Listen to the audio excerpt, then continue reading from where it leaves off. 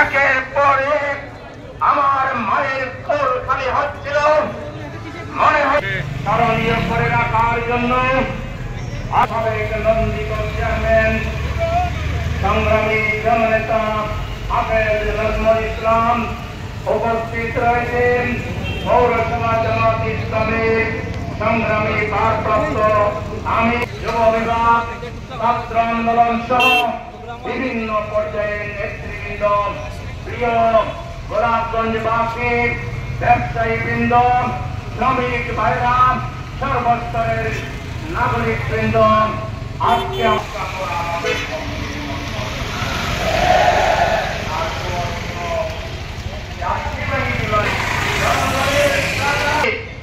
সাতজন ভাই আমাদের এই আন্দোলন সফল করতে গিয়ে জীবন বাজি রেখে তারা আজকে গোলাপগঞ্জকে ঐতিহাসিকভাবে স্মরণীয় করে রেখেছেন। আমরা এইসব শহীদ ভাইদেরকে শ্রদ্ধার সাথে স্মরণ করি, শহীদ পরিবারের জন্য দোয়া করি এবং সরকারকে বলতে চাই, আগামীকাল মাননীয় প্রধান উপদেষ্টা আপনি জাতির উদ্দেশ্যে ওপেন বক্তব্য দিবেন, আমরাও সেখানে থাকবো। আপনার পরিবারকে জাতীয় বীর হিসাবে ঘোষণা করতে হবে এবং তাদের পরিবারকে এমন ভাবে আর্থিক সহযোগিতা করতে হবে, বাংলাদেশ যতদিন থাকবে, পৃথিবী যতদিন থাকবে, এই পরিবারের লোকেরা আর্থিক কষ্টে ভুগবে না, এই ব্যবস্থা আপনাকে নিতে হবে। এই ব্যাপারে এখনো যেসব পরিবারের সাথে যোগাযোগ করেন নাই, অনতিবিলম্বে রাষ্ট্রের পক্ষ থেকে যোগাযোগ করে ওরা কেন লাইন ধরতে যাবে ইউনো অফিসে, ডিসি অফিসে। কমপক্ষে 40,000 মানুষ আহত হবে, এটা হলো হিসাবে, বেহিসাবে এর 5 গুণ হবে। এই মানুষের মধ্যে শিশুরা আছে, ছাত্ররা আছে, যুবক আছে, সব শ্রেণী পেশার মানুষেরা আছে, লড়াই করার জন্য প্রস্তুতি নেবে। আগামী 50-100 বছরেও গত ফেসিবাদের যে জঞ্জাল, যে নির্যাতন, লোমহর্ষক যে ঘটনা, এটা আগামী 100 বছরে বাংলাদেশের মানুষ বলবে না। অতএব যারা স্বপ্ন দেখেন আপাত সীমান্তে চলে আসছে, কাহিনী ঢুকে, রাজনৈতিক দলের নেতা কর্মীরা দেশের মানুষকে প্রজা ভাববেন না।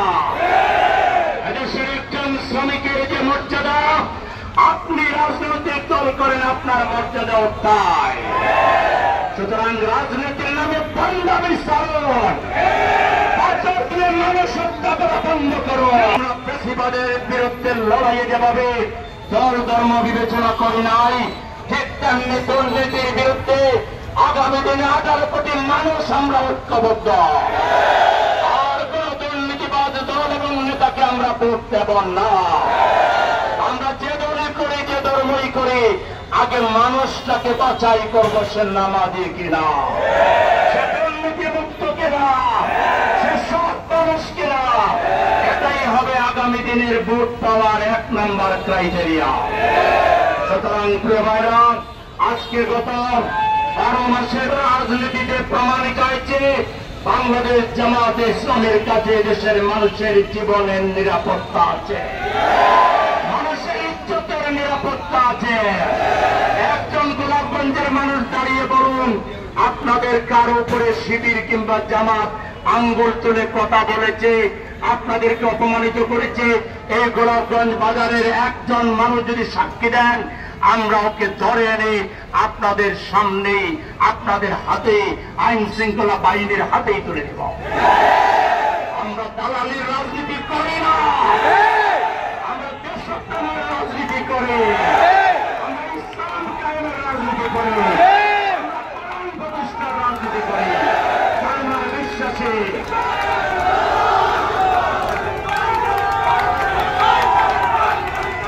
আমাদের নেতা ডাক্তার শফিকুর রহমান বলেছেন, আমরা এমপি নির্বাচিত হলে ট্যাক্স ফ্রি গাড়ি আমরা নেব না। আমরা এমপি নির্বাচিত হলে সরকারি প্লট আমরা নেব না। আমরা এমপি নির্বাচিত হলে কোন রাস্তার টাকা আমরা পকেটে নেব না। যে টাকা আসবে খরচ করে জনগণের সামনে মাইকিং করে আমরা জানায় দেব। অন্য দলগুলোকে একই পন্থায় আসতে হবে। বাংলাদেশের একজন গুরুত্বপূর্ণ ব্যক্তি কালকে বলেছেন, সরকারের সাথে রিলেটেড, সততা আর শৃঙ্খলার জন্য জামাতকে অন্য দলের অনুসরণ করা দরকার। ভালো কাজে অনুসরণ করলে লস নাই। আপনারা তো 54 বছর চালাইলেন, 5টা বছর জামাতের দাঁড়িপাল্লায় ভোট দেন। 54 বছরে যা হয়নি, 5 বছরে আমরা তাই করব। আমরা দুর্নীতি করব না, আমরা আল্লাহকে সাক্ষী রেখে বলছি, আমরা দুর্নীতি করব না।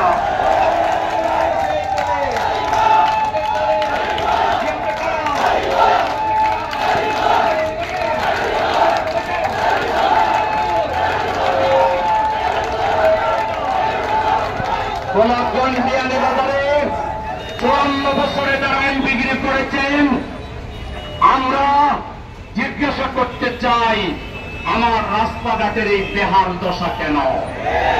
এই উন্নয়নের টাকা কোথায়? সরকারকে এটা খুঁজে বের করতে হবে। আমার হসপিটালের অবস্থা কি? আমার এখানে স্কুল